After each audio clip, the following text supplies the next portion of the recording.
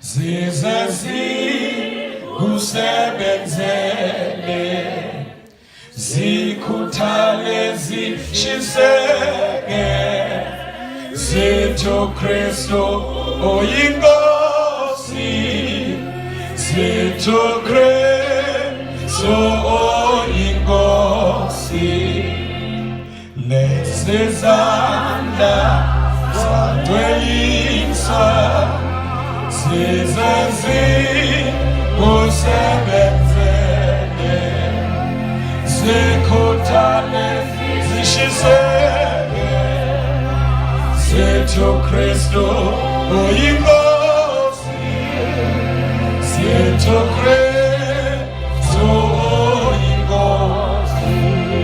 Baba ongcwele egameni likaJesu sethula leli tende Baba phambi kwesitalo sakho sobukhosi. Namhlanje uNkulunkulu wethu ongcwele silijikile laba indlu yakho. Ingakho Baba silethe i-altari sazohlephula nalezi imfihlakalo. Ngoba uNkulunkulu wethu ongcwele besifisa ukuthi ngabi itende nje elijwayelekile, kodwa uNkulunkulu ongcwele libe indlu yakho ongahlala kuyo phakathi kwayo. Baba wethu ongcwele ngakho siyahlukanisela egameni likaJesu Kristu. Sihlukanisela lezi ihlalo uNkulunkulu ongcwele ezizohlala abantwana bakho uNkulunkulu wethu onamandla wonke. Sikhulekela ukuthi uNkulunkulu ongcwele bakufice sewuhleli kuzo.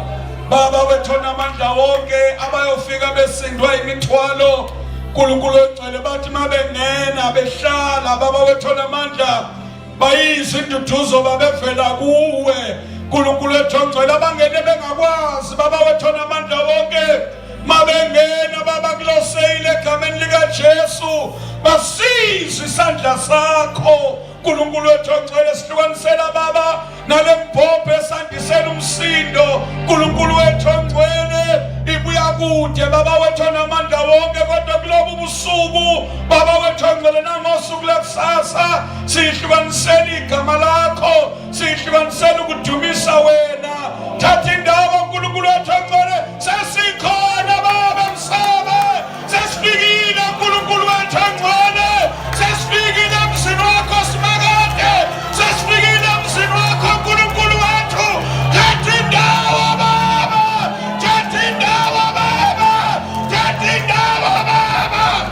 Shandala kasoda maya Guria shanda maya soya sesikhona emzini wakho Baba wethu ongcwele. Abanye basendleleni nabo besemzini wakho bathwale